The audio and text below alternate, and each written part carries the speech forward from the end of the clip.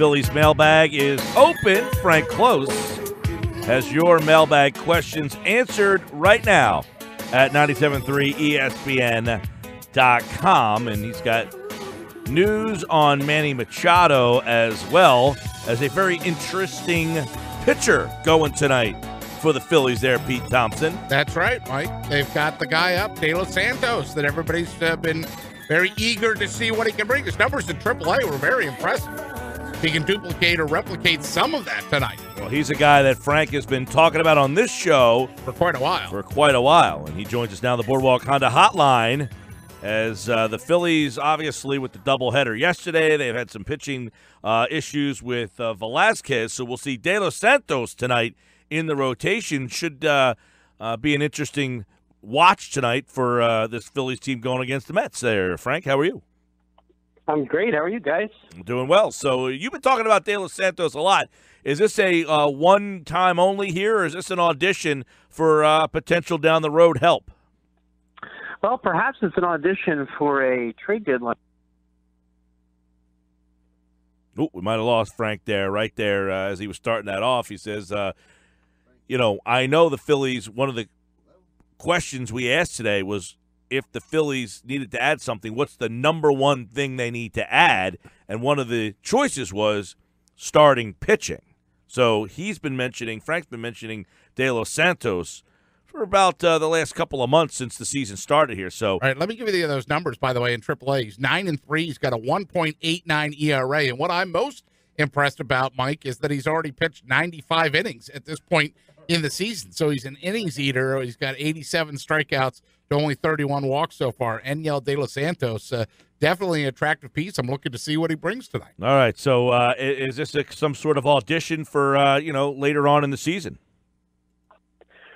Yeah, so De Los Santos, I think he's the Phillies are okay for the rotation right now. It sounds like Vince Velasquez could come back as soon as Wednesday. So it looks like with De Los Santos, they're gonna have somebody that they feel comfortable enough starting for now.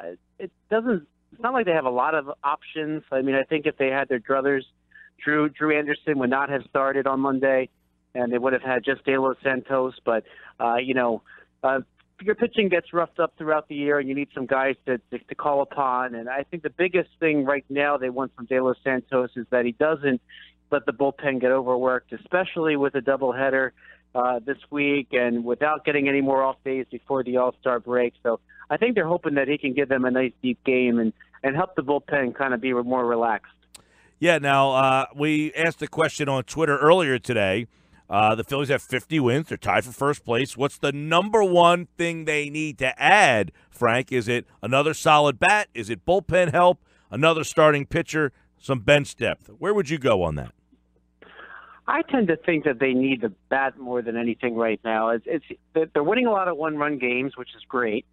But there's really not that consistent offensive force in the lineup, really, that you feel comfortable that's going to come through with a big hit. Now, a lot of guys have stepped up at various times, but, you throw a big-time bat in that lineup, you're going to look a lot better. And really, the bullpen's actually been kind of okay. Things are sort of settling in.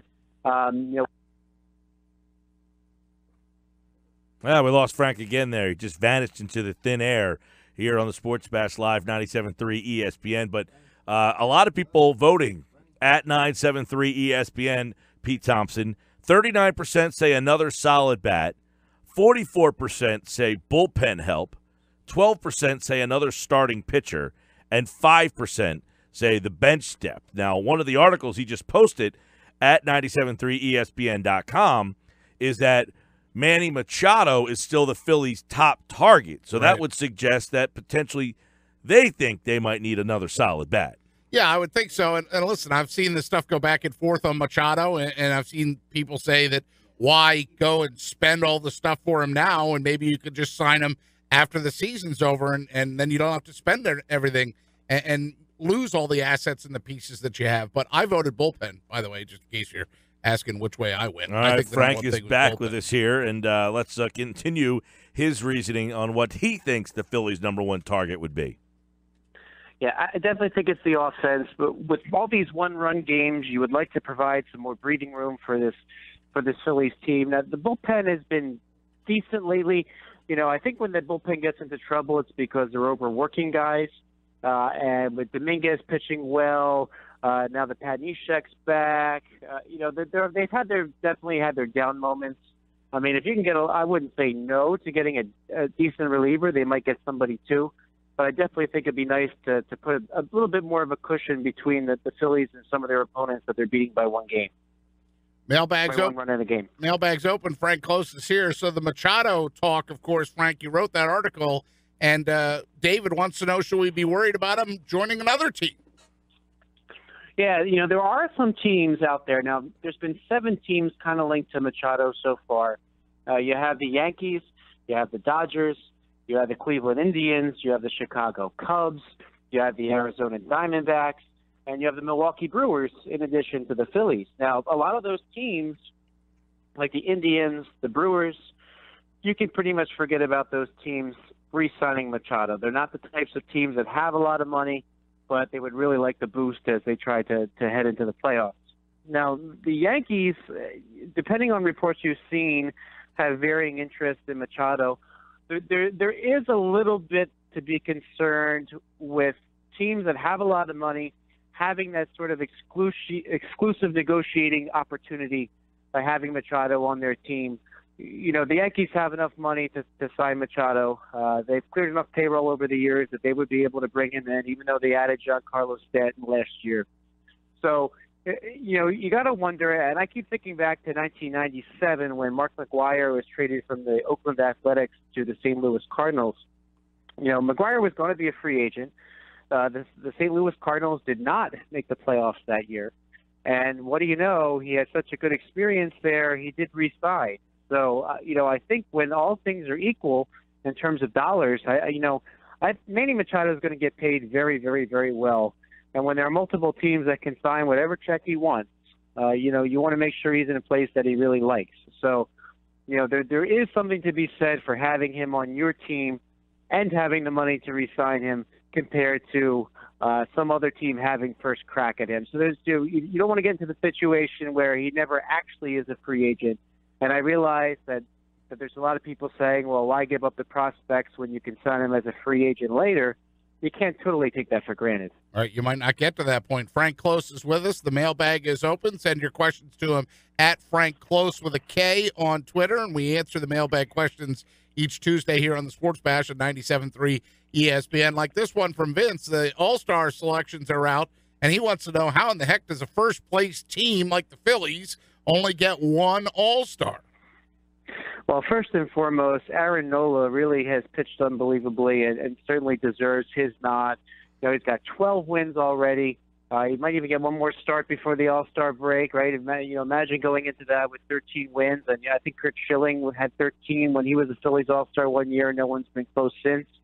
Now, in terms of the rest of the team, this is kind of why I want to see them get a big bat. I mean, if you look at the Phillies offense, there was a lot of discussion about Odubel Herrera earlier in the season. And, he was hitting .358 the third week of May. And he's kind of fallen completely off ever since then. And, one thing about being an all-star is that you can be consistent throughout the season, not that you have these really good stretches. And I think that's why the Phillies need a consistent hitter, because in terms of the performers on the offense, if Carlos Santana had started out in April, what he's kind of done since, I think people will be viewing him much, much differently. He is almost an 800 OPS after having 540 in April. So I think that the lack of consistent hitters is kind of what's keeping the Phillies from having more All-Stars. I mean, for a first-place team, you usually expect to have a few guys that are kind of stepping up to the point that bring them to that. But the Phillies really haven't, because it seems like each of their really solid players, even Jake Arrieta had his bad month, right? So even some of their top performers have gone through stretches where they've kind of been out of character. So I don't think that the Phillies necessarily got snubbed in any way, which I think was kind of the idea behind the question. But if you want to talk about a snub, look down at Tampa Bay. Snell, this guy is 12-2 with a 2.09 ERA, leading the American run average, and he was not picked, and not even picked as one of those finalists you can vote in. So I think the snubs are elsewhere, and Certainly Aaron Nola, though, he's really earned this opportunity. Yeah, I saw that Snell snub for sure. And you talk about lack of consistency. That second game last night, you go through the lineup, Frank. Cesar Hernandez 0 for 4 with a strikeout. Hoskins 0 for 4 with a strikeout. Nick Williams 0 for 3. Altero for 3. I mean, for a long period of that game, Aaron Nola's bases clearing double was the only hit the Phillies had. Right. I mean, that game he won himself literally with his pitching and with his bat. It's just amazing that there's nights like this where the offense seems to completely shut down. Which again, the Phillies really need another hitter. Buster Olney today said that not only should Nola be considered for the Cy Young Award, he should be considered for MVP. Would you concur that he would be in that conversation? Well, if he keeps pitching like he is, he most certainly does. I mean, it's still early. I mean, the people that win those awards, it's all about consistency. So you need to see what he does over the whole season. I mean, Nola's still human. I mean, you could get to August and he has a few bad starts in a row. When you look at the whole body of work, it's still pretty good. But usually the ones that win their Cy Young Award, they're the ones that have been consistent all season long. And you can't fault somebody like Nola if he has a few bad starts in a row that sort of knock him out of that conversation. But I mean, certainly if the season ended today, he's front and center in terms of the discussion as far as I'm concerned. Frank, if they do go bullpen at the trade deadline, which of these three names do you like? Iglesias, Hand, or Vasquez? Or is there another? Oh, geez. I mean, they all would be pretty good. That have some control on them, so you don't feel so bad about trading some of your assets if you can get somebody that you have for a couple of years. It's not like a 2-month rental. I like Hand because he's left-handed. That might be good, but I certainly would not be disappointed with either the other two names because they all kind of fit that same mold. They're young, they're controllable, and you can kind of count on them more than just this year. And the Phillies hope to win the next couple of years, so adding arms like that are definitely the types of arms you want to be looking at if you're the Phillies.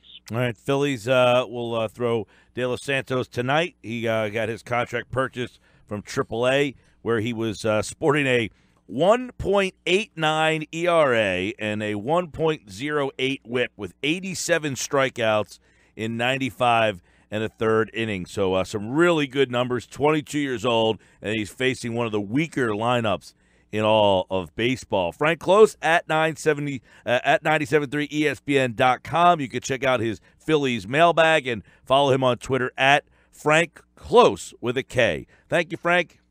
Thank you, gentlemen.